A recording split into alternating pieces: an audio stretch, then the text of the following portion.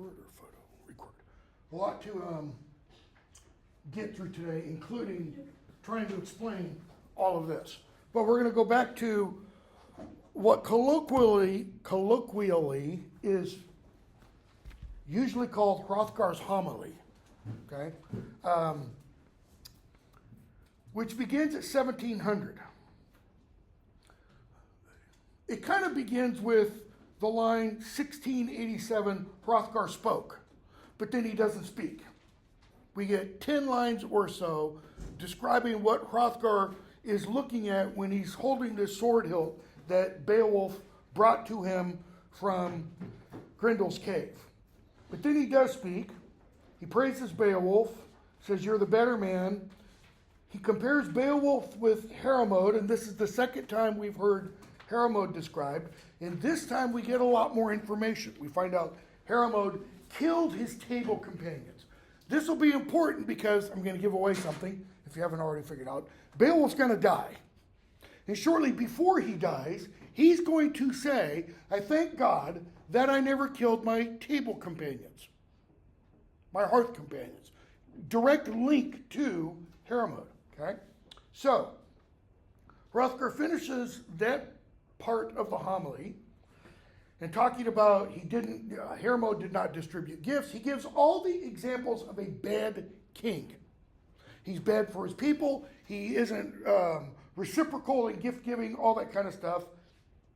And so he says, learn from him. What does he mean? You can learn from people two ways, right? You can learn from their bad behavior, or you can learn from their good behavior. He's saying, Beowulf, don't be like him. Then he goes on. 1724, second half of the line. "It is a wonder to say how mighty God in his great spirit allots wisdom, land, and lordship to mankind. In his great spirit probably means in his generous, overflowing spirit. God does what? He hands out wisdom. The wisdom comes from God, okay? What else does he hand out? He hands out land and lordship to humanity. That is, he selects kings. He selects lords. Pretty cool, pretty understandable. And then you get that last half line, he has control of everything. That part's a little harder to buy, especially when bad stuff is happening. God is in control of everything. We'll go back to almost the beginning of the poem. What happens the first night Grendel comes? What does Hrothgar essentially do? Not literally, essentially. Sits down and cries. Doesn't raise an army, doesn't fight himself, etc. Well, we're going to find out in just a few moments. I mentioned at the end of class on Monday. There's a reason why he doesn't. And it's because he's old. Right? So, he has control of everything. That is, when Grendel first came, God was in control. When Grendel came the next night, God was in control. For 12 years, God was in control. So, at times he permits the thoughts of a man in a mighty race, like the Geats.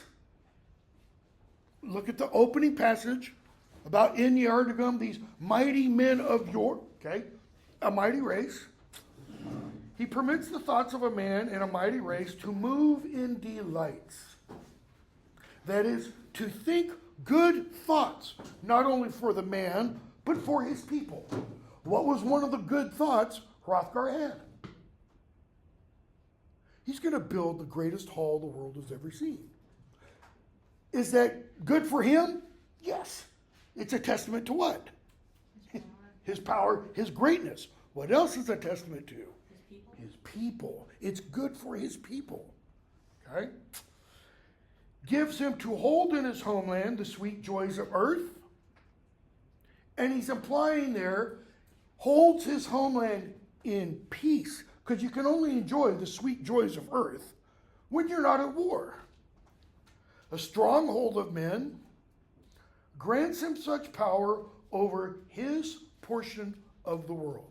Notice, the subject of all this is God. God's the one doing all this for this leader of a mighty race. Okay? A great kingdom that he himself cannot imagine an end to it in his folly. Who's the he? Who's the his? Hrothgar? Not literally at this point. Oh. Okay? He's talking what? He's talking generically. There is a king somewhere, he's saying. Or he's saying, this is what happens to all kings. Becomes king, rules well for his people, and what does he start to think? Everything's going great. I don't have any problems. What's the end result of that kind of thinking? What's the logical extension of that kind of thinking? It will never end. Especially if one becomes king at a young age. Think if, even he's too old. I was going to say, think if William became king today. I say he's too old because he's what, 40 now? 35, something like that? Think if it were 20 years ago and William were 18. Elizabeth dies, Charles dies, William becomes king. What does he have to, barring any unforeseen events? How long can he look forward to being king? Possibly as long as his grandmother did. How old was she again when she died? 95, 98. She had the longest reign of any British monarch. Outlasted Queen Victoria. She had 60 years. Elizabeth was, she was like 98, 99. She beat Victoria by only 3 or 4 years, okay? Charles just became king, 2 years ago? He doesn't have much time to look forward to. When he became king, he was probably already looking forward to, well, not looking forward to, cognizant of his coming death. Whether it's this year, next year, or maybe he'll live long like his father did and live to be 99 or 100. Okay? Another 20 years possibly. Notice, why does he imagine no end to it? It's the last half of that line. In his folly. What's folly? Sort of like pride, the foolishness.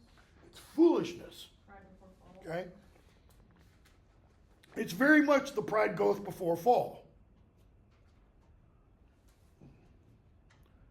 Foolishness to think that you're going to live for a long time.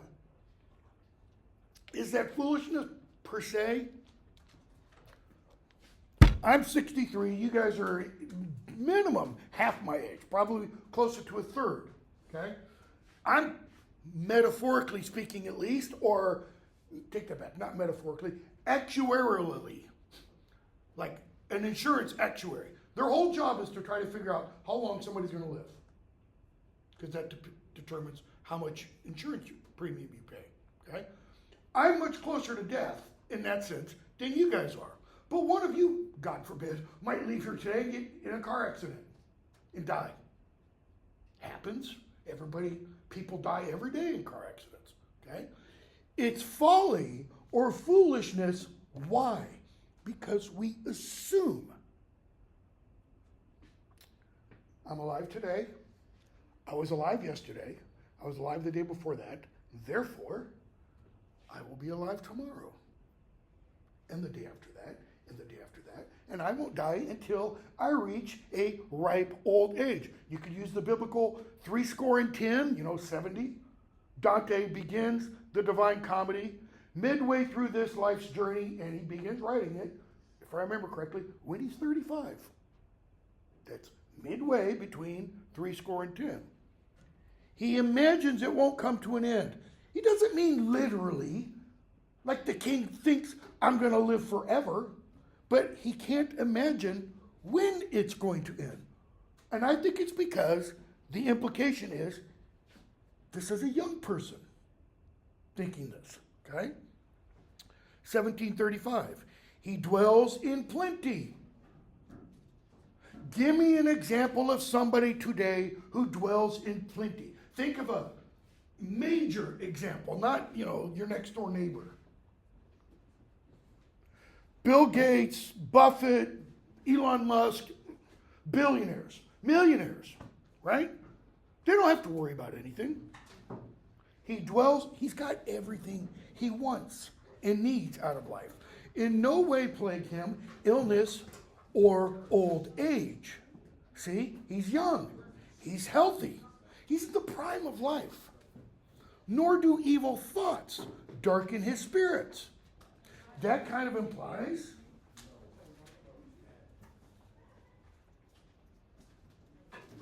he's a good guy. He's a decent person.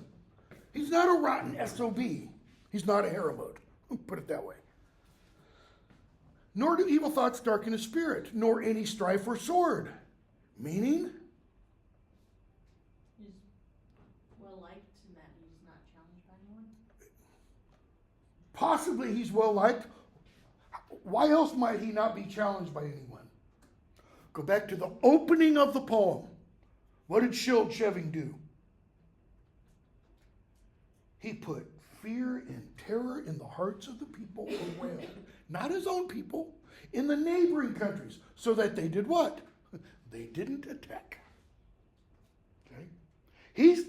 This person doesn't have enemies. He doesn't have people who are plotting against him external to his own land or nation. That's why there's nor any strife or sword. Hate shows itself, but all the world turns to his will. You know the phrase, the world's his oyster. Everyone out there, the surrounding kingdoms, they bow down to this guy.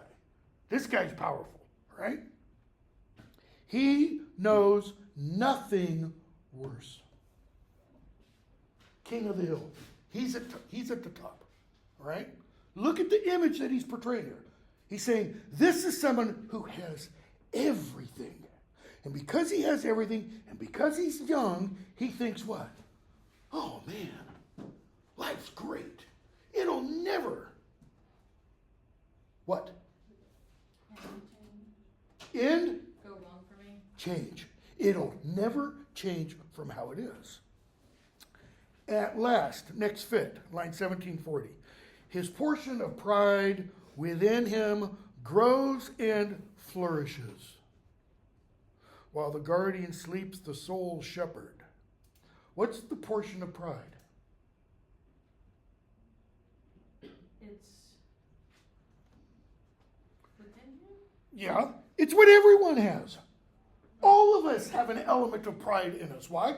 When we do something well, we should take pride in that. So he has this element where he's not necessarily humble. He thinks well of himself. And it does what? Notice, at last. The at last means at the end, this portion of pride does what? It grows and flourishes. What can pride become? Hubris, arrogance. Those are all what? Not great. Those are above and beyond. That's when you start calling yourself the greatest of all time. Because what does that mean? Nobody greater is going to come after you? No one greater is coming for you. So, that pride grows and flourishes, but it only does that in connection with something else. While the guardian sleeps, the soul's shepherd. What is the soul's shepherd? God? Nope, God doesn't sleep. Let's go on. That sleep is too sound.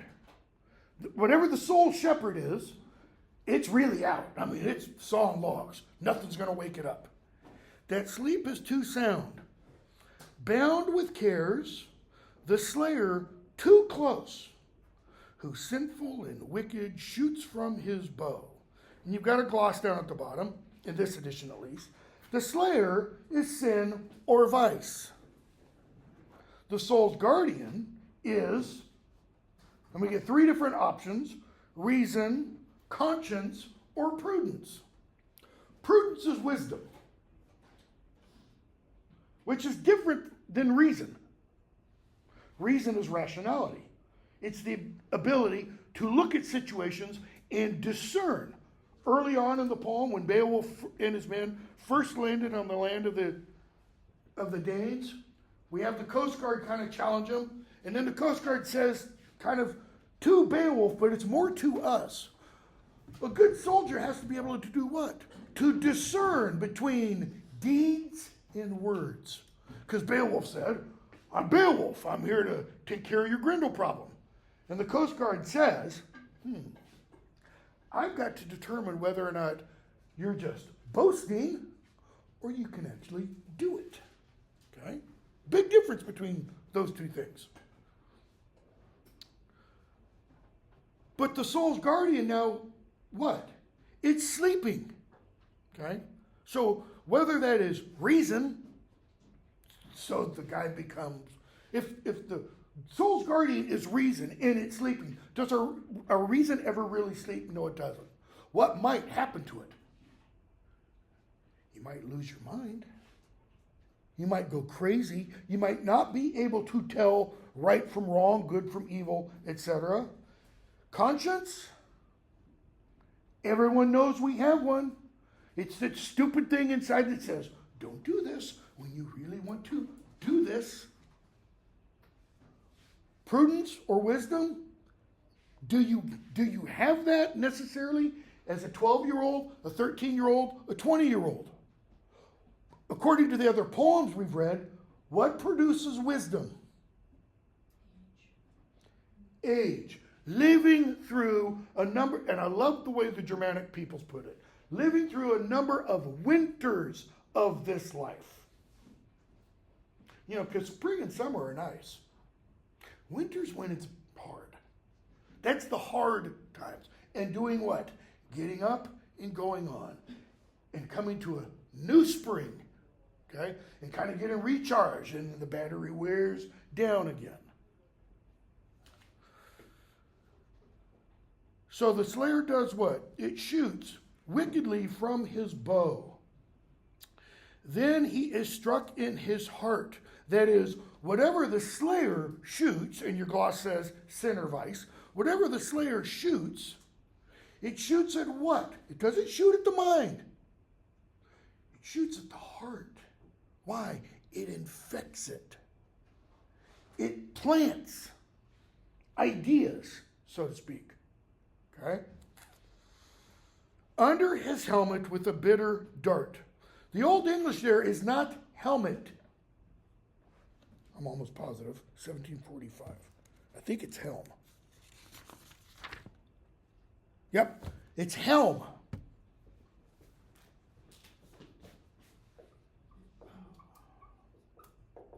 A helmet is a head protection or a head covering. Helm just means a protection. So it could be like a chest piece. Very good. This, some of us Beowulf scholars think this passage is a biblical allusion. I think, and I'm sure about this, it's an allusion to St. Paul's book of Ephesians, where Paul says, put on the whole armor of God. Why? And he describes the armor. Helmet, breastplate, sword, greaves, everything. What's the breastpiece for in that passage? Look it up after class. I'm going to tell you, but look it up and read the passage. It's to put out the fiery darts of the evil one. Okay? The fiery darts of Satan. Why? Because what's he trying to shoot at? The heart. You infect the heart, and what do? You infect the whole being. Because the heart, in Christian thought, the heart is where the soul resides. It's not up here. It's in here. The job is to get this and this to align. Okay? So, then he is struck in his heart under his protection with a bitter dart. That word bitter, translated here as bitter, can mean, the Old English term, can mean fiery, hot. He struck in the heart under the protection with a hot or fiery arrow. For some of us, it is such a clear allusion to the book of Ephesians. He knows no defense. Why doesn't this man, know a defense? Because the guardian of the soul is asleep. That is, it wasn't awake to do what? To push those darts away, to deny those darts entry. Why was it asleep? This is like that passage earlier when Beowulf gets up when he's down in Grendel's cave. He's fighting Grendel's mother. And we get all this passage out. Beowulf gets up and he defeats Grendel's mother. And we're told, once God supported him, blah, blah, blah, blah, blah. Once Beowulf got up. And I argued the other day, well, how do you interpret that word that gets translated once? Is it once or is it because? Did God grant Beowulf victory there because Beowulf got up? He gets up and then God goes, okay, since he did that, I think I'll help him. Is it, God helps those who help themselves? Or do they help themselves because God has already determined to help them? It's that idea I wrote on the board several days ago over there. Synergy. Action down here, aligning with action up here. Down here, earth, up here, divine will, providence, all that kind of stuff. All those Boethian things. So, he knows no defense. That is, this guy can't defend himself now. The strange, dark demands of evil spirits. Because he's infected now, he doesn't know how to do what? How to cleanse himself. How to purge whatever those strange, dark demands are. Well, we're going to get, very beginning, very next line, what those strange, dark demands are. What he has long held seems too little. So he's got this kingdom, and now what's he thinking? It's too small. It's not enough. Pick your world conqueror in history. Alexander the Great wasn't content with Greece. He wasn't content with the near Middle East. He had to go how far? It resulted in his death. All the way over to India. Okay? Caesar wasn't content. The original, Julius, not all the hangers-on followers, wasn't content with what he had. Okay? He had to expand. Conquer everything he saw. Hitler wasn't content with what he had. He had to expand. Genghis Khan goes all the way from Mongolia to Ukraine. That's like almost twice the width of the United States. Long distance, okay? Why? More. I want more. What else? So, land, one thing. Angry and greedy, gives no rings for vaunting boasts. He doesn't give treasure to his men. Who does it sound like he's describing? That he's just referred to, not 40 lines earlier. Heremode. And his final destiny, no, not a video game. His final destiny, what? He neglects and forgets. How do you, okay, what's his final destiny? Death. Comes to us all. How do you neglect your death? Think it's not going to happen because you're so great? Think you're invincible. Think because I'm in good health, I'm young, I'm not going to die today. I'm not going to die tomorrow. I'm not going to die. And I always use this example. I don't mean to be morbid or anything like that. It's just reality. In, what year is it now? 2011, 2012, something like that. About as many people are in this classroom right now. Got up, went to school that morning. Not a one of them went home. Why? Because a student with a burr up his, you know what, came to Virginia Tech and killed 19 students. Not one of them, probably, I think, that morning was thinking, I really ought to be prepared to die. How do I do that? And because they don't think about that, the speaker is saying, because this guy doesn't think about that, he forgets. Since God, ruler of glories, has given him a portion of honors. Go away. Go away. He forgets what? He forgets he's going to die because God has given him everything. He's been, to use a term used all the time, I would say misused, he's been blessed. He's got health, he's got a happy kingdom, he's got a strong, a firm stronghold, he's got great warriors, all that stuff. In the end, death, it finally comes about that and there's that word that we saw in Wanderer and Seafarer, and I think even Dream of the Rood, that the Lana, the lone life dwelling, I have no idea why Luza translates that Old English word this way, okay? 1754 reads, that say, Leech Homa. Okay? Leech is life. Homa. What's it sound like? Home. The life home. But it's kind of a kidding. It's not literally kidding. It's another figure of speech whose idea just went out of my brain.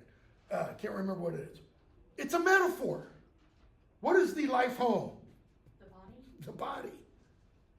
Okay? Why not just translate it, the body? That the lone body, the flesh, starts to decay and falls. In other words, to everyone, this happens. Unless you, at 20, in good health, sound body, get struck by a car. Then it's not because of your body falling apart. I wake up every day, don't mean to get personal, but it's hell to come here because of the accident I was in last year. Everything hurts. Okay? That's what he's talking about. In the end, it finally comes about that the lone life dwelling starts to decay and falls. Fated to die. Fated. It's going to happen. And that I love that and falls. That can mean the body just, one day, you kick over. It can also mean, as you get there. I had a friend, he was a godson of mine, but he is 30 years older than me, 40 years older than me, something like that. No, not quite, not that old. 30 years older than me. Before he died, he was having heart circulation issues. Had to have one leg amputated before the knee. Then he had to have it amputated higher up. Then he had to have the other one. And he kept saying, well, I'm 1 foot in the grave, because he was missing 1 foot, and that one was already buried.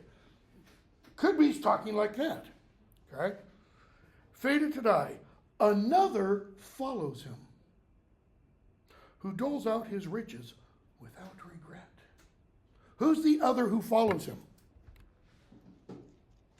The next person in line to be king. And what does that person do?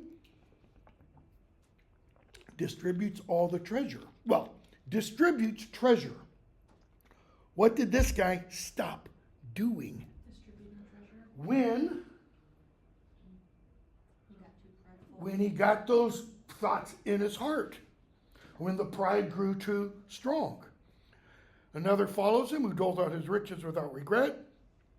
The earl's ancient treasure. He heeds no terror. Okay? Defend yourself from wickedness, dear Beowulf. Now, wickedness can be defined how? We usually kind of think it's something interior. Wickedness isn't, your enemy attacking you.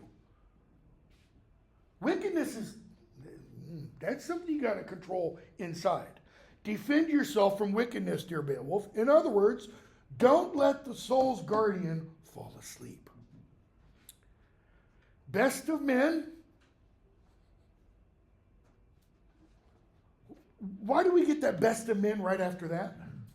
I mean, it's in a positive. Beowulf, you're the greatest. And what's he saying just before that? Don't be proud. Don't be prideful. The best of men. It's kind of hard not to be prideful when everybody's telling you you're the greatest. And choose better, eternal counsel. Now, this is odd because the Germanic peoples have no idea, pre-Christian Germanic peoples, pagan Germanic peoples, have no idea of an eternal council, of a council that exists in eternity, not C-O-U-N-C-I-L, but advice, eternal advice. So he says, choose better eternal advice. Care not for pride. Great champion. What does it mean, care not for pride? Is he just saying, don't be proud? No. He's saying something much, much more than that. Don't place everything in your pride. He's essentially telling Beowulf, put in a modern context, don't believe what the press says about you. Don't believe that you are the great champion. He's telling Beowulf, have some humility. What have we seen from Beowulf from the beginning of the poem when we first hear about him to this point? Pretty popular. He's pretty popular. What else? Pretty famous on it. Does he take credit for the battles against Grendel and Grendel's mother? And he says his men as well. Say that again. He talks about his men as well. He talks about his men as well. And God. He says, if God hadn't willed it, I wouldn't have won.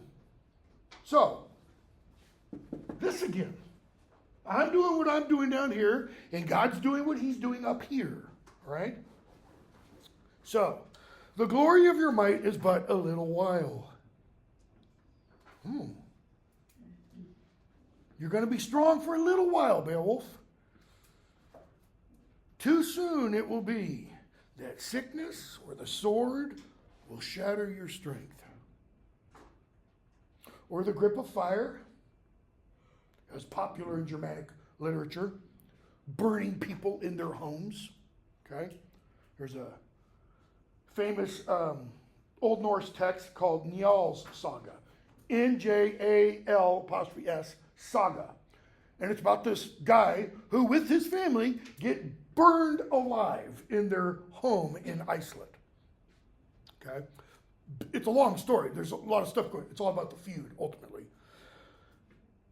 Or the grip of fire, or the surging flood. What's on the hilt? The sword? What's on the hilt?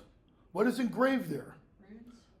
That tell us about the flood and how it destroyed the race of giants who opposed God. Or the surging flood, or the cut of a sword, or the flight of a spear, or terrible old age. Notice, all ways you can die. You can get sick, you can get old, you can get cut by a sword twice. The poet mentions why he's a warrior. Bound to happen. Or somebody will throw a spear at you, or you get burned. There's another way you can get burned, within this world at least, other than being burned in your home by enemies. Probably an allusion to Beowulf's final battle. Okay?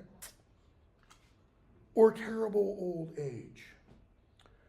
It's kind of a bad deal to die of old age in Germanic literature. Why? Because you ought to go out, watch Butch Cassidy and the Sundance Kid. You ought to go out like Butch and Sundance. Guns a-blazing. Go in glorious battle, fighting to the end. That was literally the heroic ideal in Germanic society. to die with your sword in your hand. Okay? Or the light of your eyes will fail and flicker out, like you're on a sick bed. And just in one fell swoop, death, O warrior, will overwhelm you. Then we get the word swa, translated here thus. Swa ich ringdana, hund misera wailed under wolknum. Thus, or what swa literally is, and the modern word that derives from it, so. I, of the Ringdanes, 100 winters, it's half winters actually, ruled under the heavens. What does so or thus mean? Therefore, What does it mean in this context, though?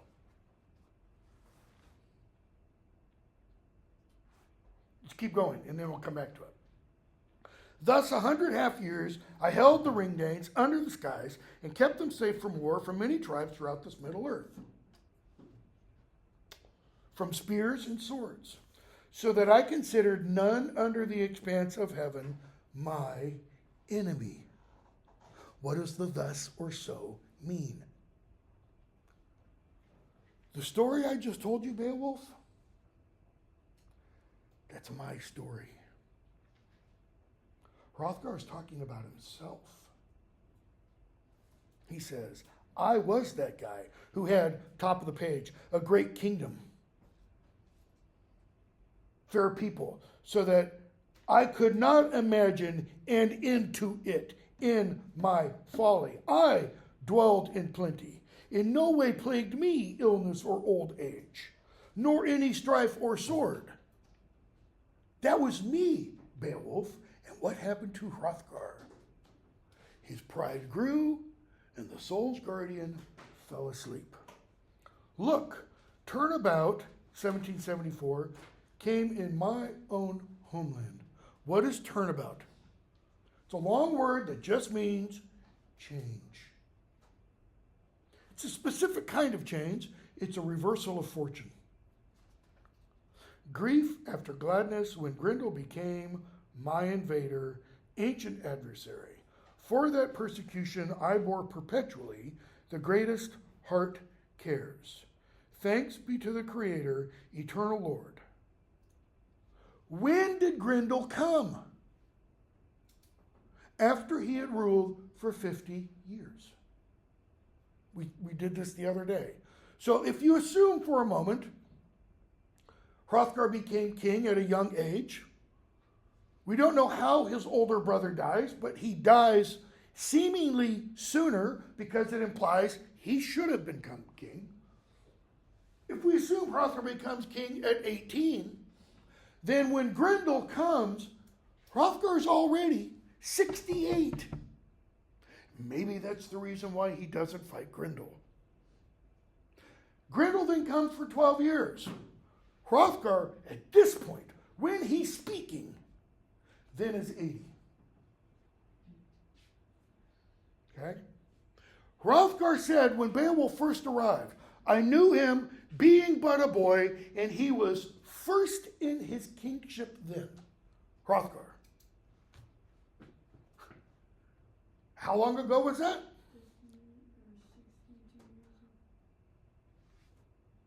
No.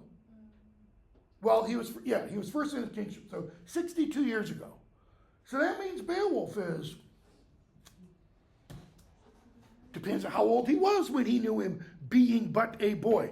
Being but a boy means he's not an adolescent yet. So 12 or younger.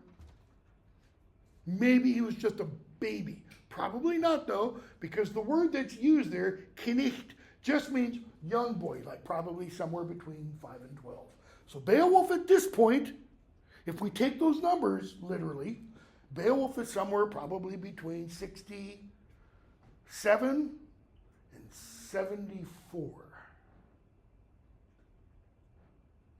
He's not like the rest of us, folks. this is an idea I've been kicking around for years. I've never done anything with it. I've never read a single article, and I could take you to my office and show you a 4-foot high file cabinet full of articles, all 4 drawers, about Beowulf for an idea I had years ago. Never did anything with. But in all of that, and in all the other stuff, nobody has addressed Beowulf's age. Not a single critic. And I think one of the reasons is because of that idea of marvelizing or demarvelizing the poem. It makes Beowulf a lot harder to swallow, to think he's 67 or 74 when he kills Grendel and Grendel's mother. Tolkien in his essay talks about Beowulf the poem being the rise of a great warrior and the fall of a great warrior. Well, we don't get the rise.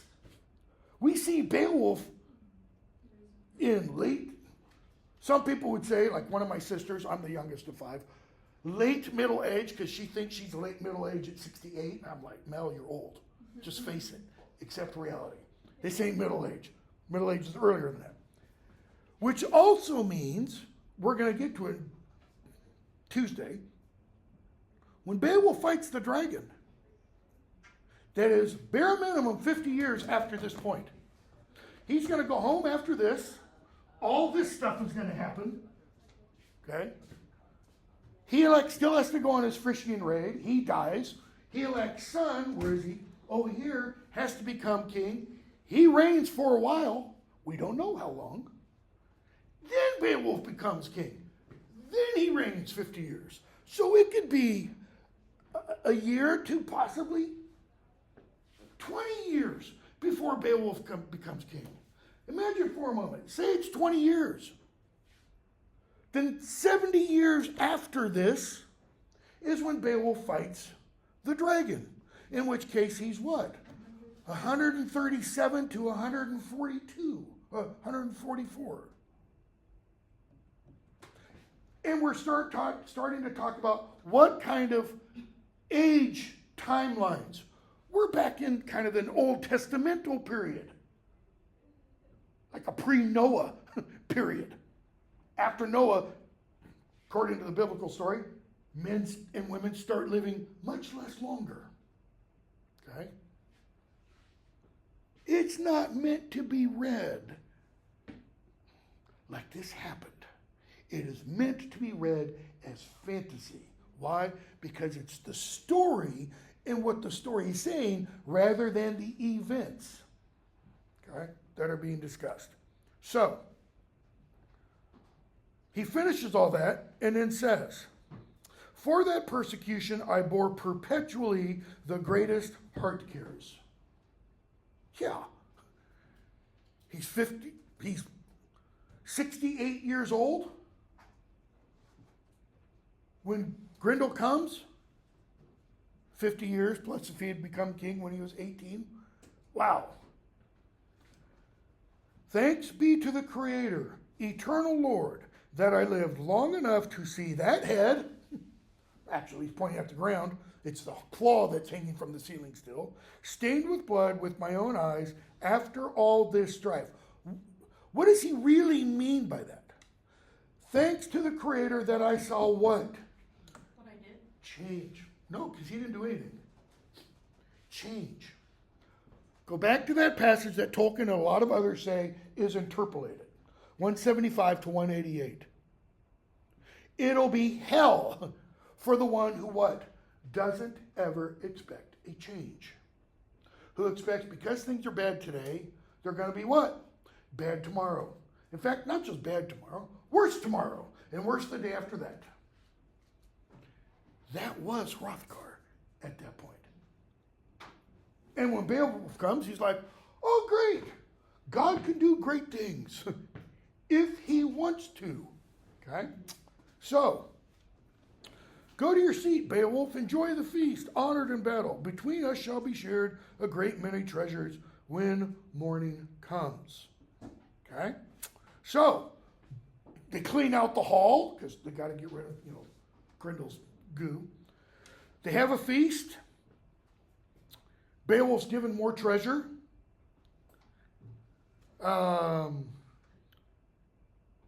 he gives Unferth his sword, this time to keep.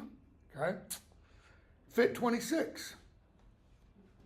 Beowulf wants to go home now. And he says, 18:18, now we seafarers come from afar, wish to say we desire to see Helak. Time to go home. Okay? So, bear in mind, the seating arrangement. Hrothgar, Unferth, Hrothulf, Wealhtheow kind of circling, hovering around, bearing the cup to offer to people. Hrethric, Hrothmund, Beowulf in between. Beowulf says, for 1822, if ever on earth I can do anything to earn more of your affection, then the battle deeds I've done already, ruler of men, I'll be ready at once. You have any problems, you need any assistance, send me a message.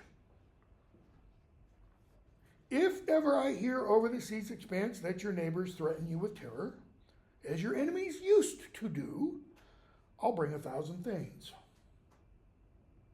I will lead 1,000 men into battle to protect you. I have faith in Helak, talking about his uncle, the king, the Lord of the Geats, though he be young. Though he be young sounds like Beowulf is saying what? About Helak in reference or relation to himself. It's entirely possible that Beowulf is older than Helak. Okay? I've got this, because this is usually how it's portrayed. When you see these genealogies, the eldest child, farthest on the left, and then you go this way. Well, how is it possible, possibly, that Beowulf, according to this, it's not possible that Beowulf could be older than Helak. Because Helak was born before Beowulf's mother was born. If we take the standard system. At the very least, what it could imply is that Helak is about Beowulf's same age. In which case, when Beowulf says, though he be young, Beowulf's saying about himself that he still considers himself to be young. Well, if you live for 130 years, then yeah, being 67 would be what? Not really even middle age. I mean, it's on the younger side of it. So, what's his point? Helak will do what I ask him to do. He'll support me with words and deeds. And then he gives another scenario. If ever Hrethric, your son sitting right here, next to me, your eldest child, if ever Hrethric, son of a prince, son of you, decides to come to the Geatish court, he'll find many friends there. Now, that can mean two different things. If he ever comes, like, to visit, he'll be welcome. It also implies if he ever comes seeking aid, he'll find friends. There, far-off lands are better sought by one who is himself good. Hrothgar, the wise Lord has sent those words into your heart. Heart, not into your mind. What is Hrothgar saying about those words? Good words. Helpful words. Loving words. Okay? I've never heard a shrewder speech from such a young man. Well, Beowulf is such a young man if you compare him to Hrothgar. You are strong in might and sound in mind. The other day I'd written down right here, Fortitudo et Sapientiae. Famous scholar, 1960s, said that's the controlling, I said metaphor the other day, it's wrong, controlling theme of the poem. Strength and wisdom. Heremod has strength, he lacks wisdom. Helak has strength, he lacks wisdom. Hrothgar, when he's young, has strength, and he loses his wisdom. so that when we see him, he has wisdom. He's come to learn some things. The whole purpose of his homily shows he has learned, he's gained wisdom, but he doesn't have strength at this point. Beowulf, Hrothgar is telling us, you're the full deal. You're the full package. You've got it all. Okay? I expect it is likely that if it should ever happen, that the spear of the hordes of war take Hrethel's son, that is, Helak. What? You. And you still live, that the sea gates could not select a better choice anywhere for king. Okay? Now, this might be suggesting that at this point in the chronology of the world of the poem, that Helak hasn't yet had a son. And that the people would then have to select a king to replace him. That's a possibility. It could also be that Hrothgar knows Helak's son is so young, he's too young to rule. So the people will select someone to kind of stand behind the throne and flex his muscles. Be like a regent. Okay? Then he says, your character pleases me, 1853. Better and better, beloved Beowulf. This next couple lines, really important. You have brought it about that between our peoples, the Geatish nation and the Spear Danes, there shall be peace. There isn't peace yet. If there shall be peace, what has been the state between them? Unpeace. Conflict. Whose name means unpeace? Unferth. Okay? And strife shall rest. Beowulf, you've done what? You've brought peace between two cold warring nations. It hasn't been open conflict, but it's been strife. The malicious deeds they endured before, that is, and there had been open conflict before. As long as I shall rule this wide realm, as long as I'm king, because of what you've done, there will be peace between our peoples. Okay?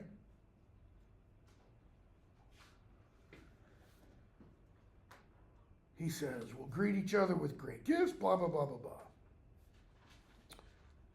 And then he gives Beowulf a bunch of treasure. And he gives treasure for Honshu. We're going to skip a bunch. Beowulf and his men make their way back to their ship. Beowulf distributes some of the treasure he received from Hrothgar to the Coast Guard because he did such a bang-up job watching his ship. Notice what Beowulf is showing there. The guy does a job for Beowulf, guards his ship, and what does Beowulf do?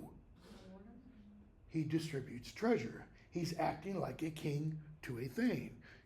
He's doing the principle of reciprocity. Okay? So, they get in their ship. They sail back home. We get a passage beginning 1940 and following, 1925 and following. Beowulf arrives home, and we get this passage about Hygd, Helak's wife. And she's compared to this woman, line 1931, Thrith. I'm not going to say much about this. This is one of the most enigmatic passages of the poem. Because in the manuscript, it doesn't say Thrith, it says Mode Thrith. Like, the name is this. Most editors drop this part off and just use this and say this is an adjective describing that. Okay?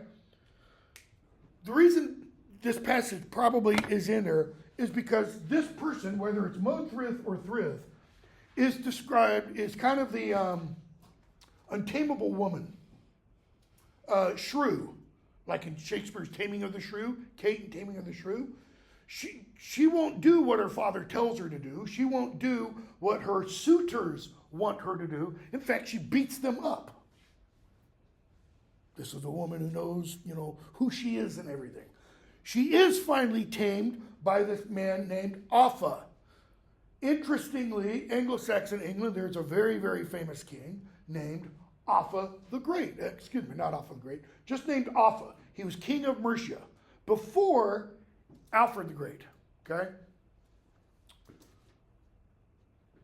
Some scholars think this is the poets kind of celebrating the Anglo-Saxon king, or the poet kind of stroking the pride of the Anglo-Saxon king Offa, that it might indicate a time frame that the poem was written, in other words, okay? Neither here nor there on that. And it's, to me, none of that's really important. So Beowulf gets back to the land of the Geats. Fit 28, what time is it? 9:36. And we're told 1966, they had survived their journey, went boldly to where they knew the protector of earls, slayer of Onyenthau. Okay, this is Helak, so I need to do this.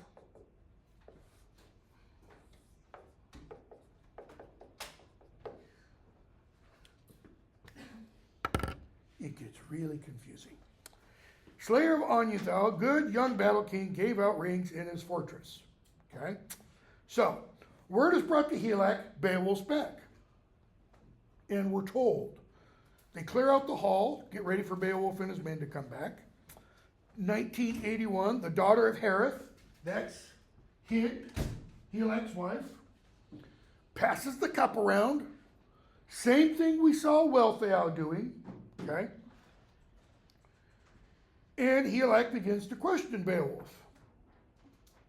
How his adventures went. And he asks, how did you fare, 1987, how did you fare, beloved Beowulf, in your journey, when you suddenly resolved to seek a far-off strife over the salt sea? When you did what? You resolved. That is, you set your mind to it. To do what? To seek a strife. What does that mean? You went looking for trouble. Right? The feud is not between Beowulf and Grendel. The feud is between Grendel and Hrothgar. You stuck your nose where it didn't belong. Helak is essentially saying. Did you better at all the well-known woe of Hrothgar? Notice word hasn't preceded Beowulf, that Beowulf was successful. For that, I see, excuse me, with heart care and distress, mistrusted the adventure of my beloved man. Long I implored you that you not seek that slaughter spirit at all. Let the Danes make war against Grendel. We were told earlier, when Beowulf first arrived at the land of the Gates, and he's speaking to Hrothgar, he says, Helak's men encouraged me on this venture. Helak has just told us what? Like hell. I didn't encourage you on this. His heart seethed and was full of distress. I implored you not to do this, telling us Hrothgar thinks what's going to happen to Beowulf. You're going to die. I say, thanks to God that I might see you again safe and sound. That's his way of saying, didn't think you'd make it. Beowulf, it's no mystery what happened. And he, tells the story. I avenged them all. That is, all these dead Danes, Scyldings, etc. Talks about meeting Hrothgar. Talks about seeing the, Hrothgar's troops and all that. Beautiful hall. Talks about Wealhtheow coming forward, distributing the mead, holding the wine cup. Okay? How she urged on her young sons, Hrethric and Hrothmund. She gave twisted rings before the seat. And at times, we're told. 2020 and following. At times before the hall thanes, the daughter of Hrothgar bore the ale cup to the earls in the back.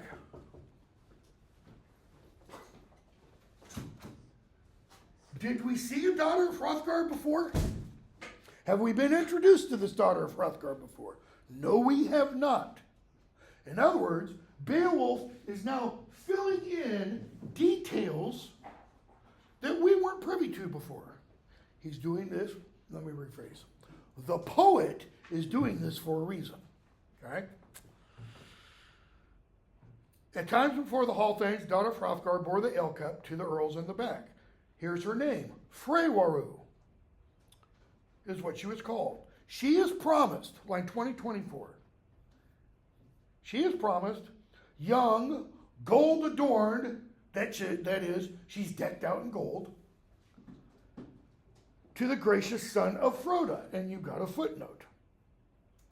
ENGL, prince of the Heathobards, that is the gracious son of Froda. So you have Froda at the, not Frodo, Froda. It's where Tolkien gets the name for Frodo, though. Okay, he has a daughter. He has a son named ENGL. ENGL. Let me go back. Ing is the god of the Angles, of the Anglo-Saxons, Saxons, and Jutes. It's the Ing of England. All right? So England's named after a Germanic god, the land of Ing. Okay? So, he goes on. She's promised to the gracious son of Froda, ENGL. The ruler of the Scyldings has arranged this. That is Hrothgar. So what's Hrothgar done? He's promised his daughter Freywaru in marriage to ENGL, son of Froda, okay, and approves the council that he might settle his share of feud and slaughter with this young woman. That is, he's marrying his daughter off to do what? To bring peace between the Scyldings/Danes and the Heathobards. And then Beowulf says this. But seldom anywhere after the death of a prince does the deadly spear rest for even a brief while, though the bride be good. Where have we already seen this? Which story is told the day after, the morning after, Beowulf kills Grendel? Got your hand up.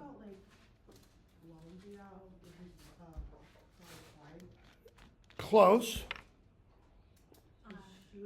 Not Wealhtheow, but Wealhtheow, it's assumed Wealhtheow is also a bride like Freyr is. That she was married off to Hrothgar to bring peace between Hrothgar and her tribe. Was it Finn and Hildegard? It's the Finnsburg episode. Hildebert is married off to Finn of the Frisians. Okay? And what happens? Finn kills Hildebert's brother, who's the leader of the Danes at that point. Remind me again why he did that? Was that? Because he could. And probably, to use Hrothgar's homily, because the guardian of his soul fell asleep and he thought, okay, we're not given a reason. Other than that, he probably thinks I can annihilate them and win the feud.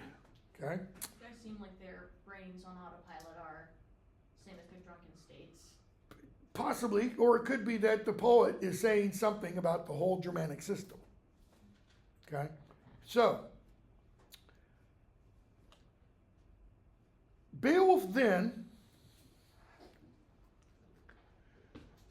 the next passage, it's unclear whether Beowulf is telling a story, just a story, or he's kind of prophesying, this is going to happen. It may perhaps displease the Heathobards prince, that is, ENGL, and every retainer among his tribe, when across the floor, following that woman, goes a noble son of the Danes, received with honors. What's he doing? He's giving us an image or a situation very similar to that with Hildebard. So Freywaru is going to go live with her husband, obviously, the Heathobards. She's going to bring with her a retinue of soldiers, like her private secret service. And Beowulf paints this picture of some guys going to go walking across the floor in the Heathobards' main hall, and he's going to be decked out in gear, hard, ring-adorned, once a Heathobard treasure, 2036 and following. On him, this Danish warrior, glitters an ancestral heirloom, hard, ring-adorned, once a Heathobard treasure. So this warrior who protects Freywaru is going to go walking through this hall wearing Heathobard armor. Where would he have gotten that? From a Heathabard? A dead Heathobard warrior. It's not like somebody gave it to him. These are heirloom, it's what you live and die by, okay? Until in that deadly shield play, they undid their beloved comrades and their own lives. And he tells us what's going to happen. So, you're in this hall now. Most of the people in the hall are Heathobard warriors. Why? Because it's in the Heathobard kingdom. You've got Freywaru with her men, and one of them, a young man, okay, goes prancing, I don't mean prancing literally, but metaphorically, prancing around in this hall wearing this Heathobardish warrior. And there's going to be an armor. There's going to be this old Heathobard warrior sitting at one of the benches with a young Heathobard warrior sitting next to him. And he's going to say, 2047, can you, my friend, recognize that sword which your father bore into battle in his final adventure beneath the helmet that dear iron when the Danes struck him? What's his point? That armor belonged to your daddy. You gonna let him do that? Because what's he suggesting this Danish war is doing? Middle finger salute. As he walks around, just all the Heathobards. Yeah, we kicked your you-know-whats. Ruled the field of slaughter after that rout of heroes when Withergeld fell. Now, Withergeld might be the father of this young Heathobardish warrior that is being encouraged to do something. Those valiant Schildings, now here's some son or other of his slayer, walks across this floor. Here's why I use prancing. Struts in his finery. Brags of the murder and bears that treasure which ought by right to belong to you. And then Beowulf says, he urges and reminds him on every occasion. Long way of saying what? Go get him. Take what's yours. Kill the dirty SOB. Take the armor. Claim it for yourself. In other words, Freywaru might be the greatest woman who ever lived. Nothing stops that kind of incitement. And what's the young guy going to do? He's going to take what rightfully belongs to him. Peace shattered. So what does Beowulf think about the possibility of marrying off a daughter to bring peace between two warring nations? Not going to happen. How does it happen? What brought peace between Denmark, the Danes, and the Geats? Beowulf killed the monsters. Another way of looking at it is Beowulf annihilated the other side. There aren't any more Grendelkin. Feud solved. Is the poet saying, yeah, that's the way to do it. Kill them all. Thus I expect that the Heathobards' part in the Danish alliance is not without deceit. Just like there was deceit in the Frisian part in the Finnsburg episode.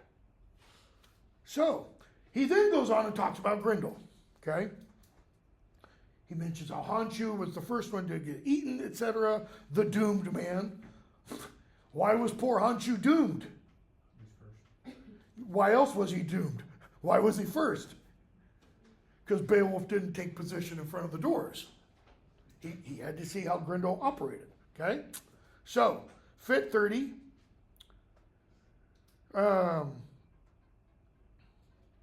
Beowulf says, he escaped. I got all kinds of treasure. Here, it is for you. Then Grendel's mother comes. He talks about killing Grendel's mother. And because Hrothgar challenged him, Fit 31. So he says, the beginning of Fit 31, 951. He says, I haven't lost any of that treasure.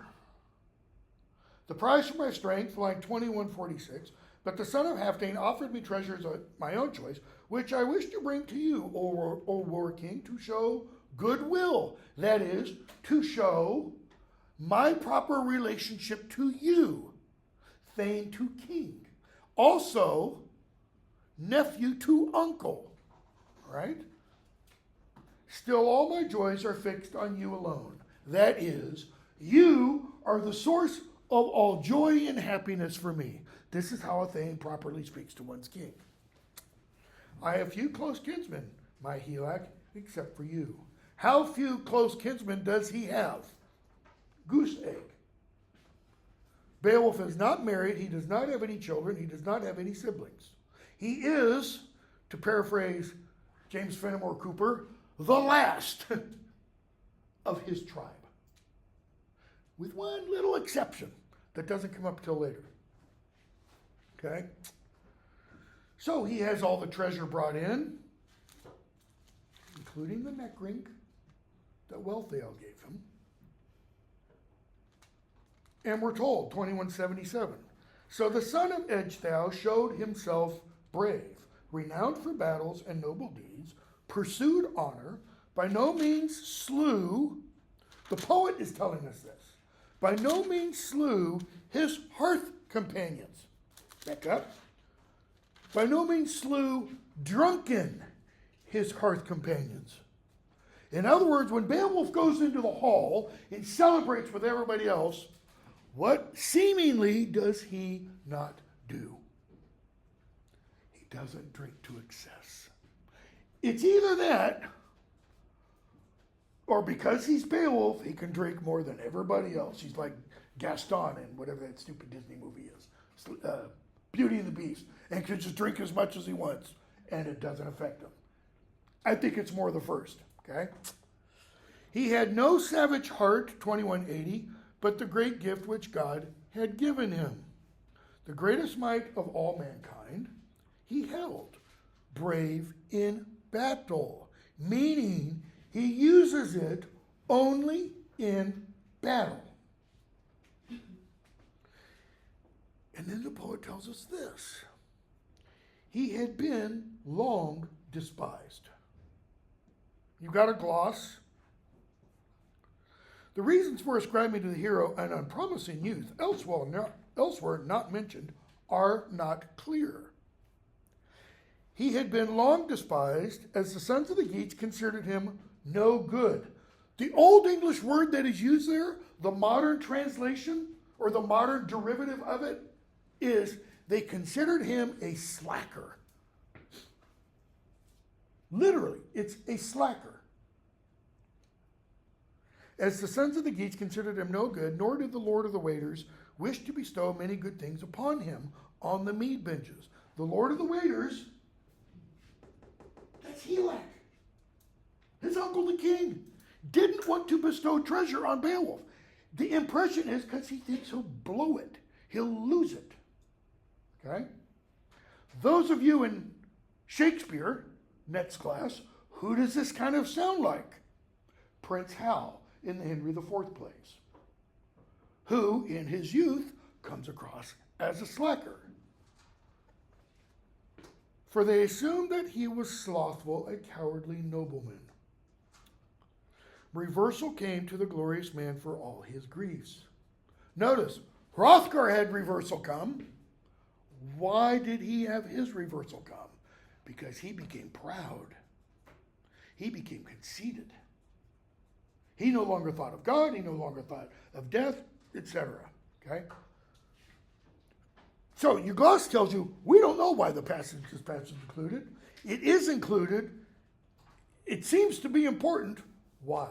Why might the poet have included this?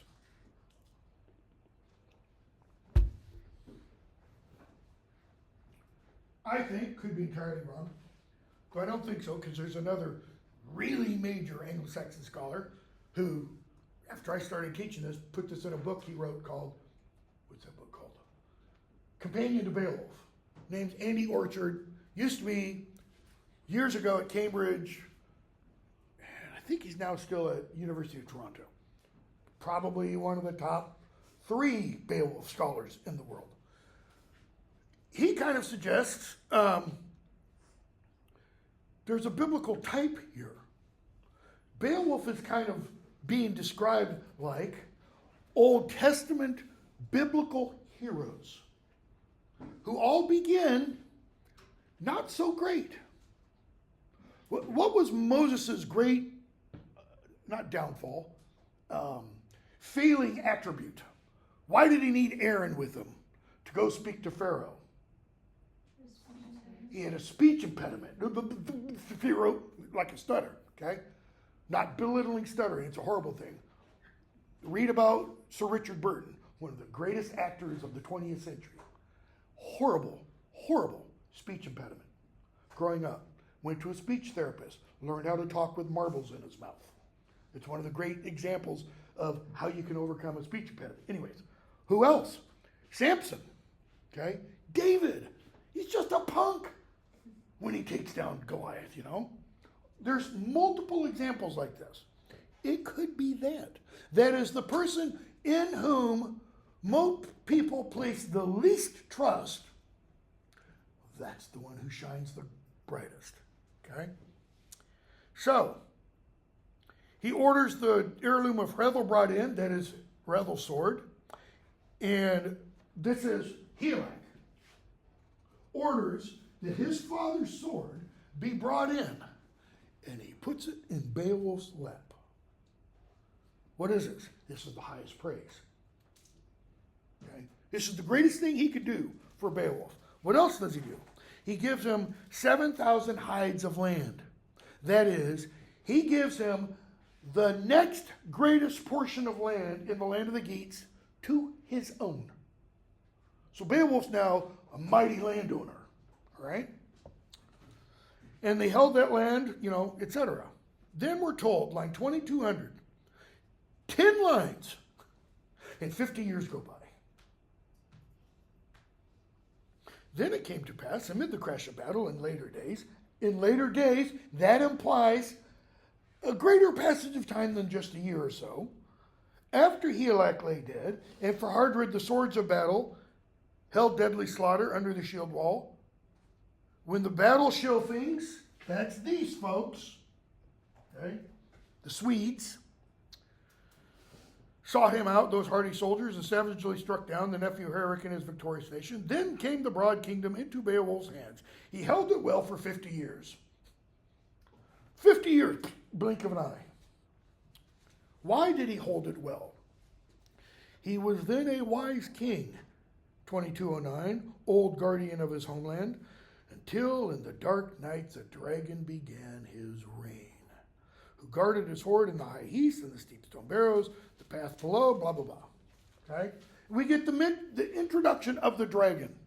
Interestingly, in the manuscript of Beowulf, the only manuscript that survives, the page that has this portion written, at some point in its past, or when the manuscript was being created, at some point, everything that had been written on this page was scraped off. It's written on vellum, cowhide, so it's not paper. So the ink has to be scraped off.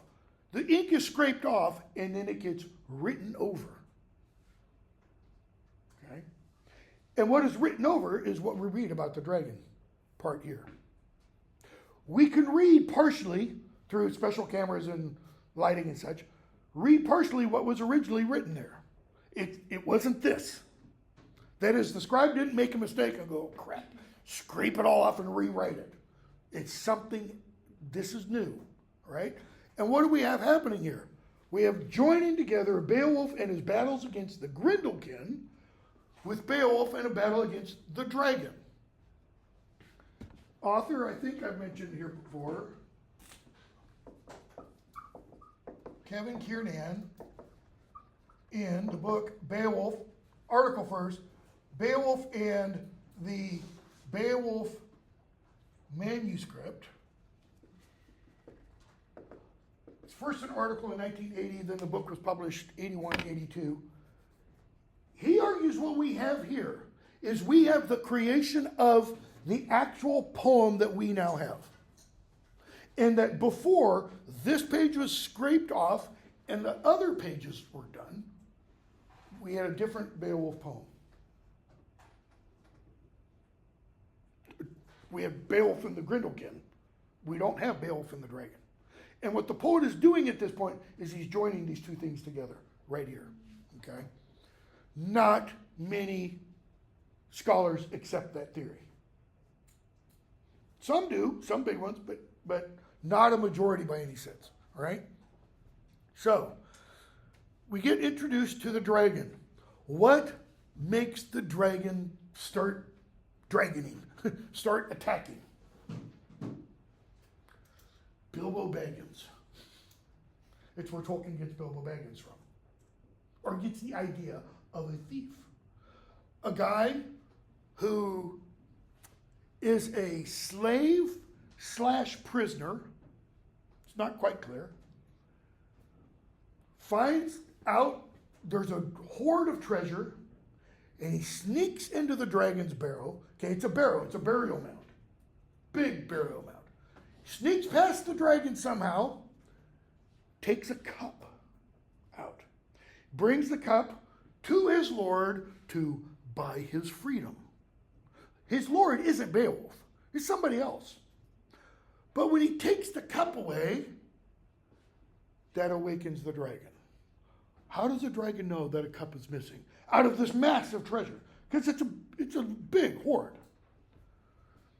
Dragons are accountants, essentially.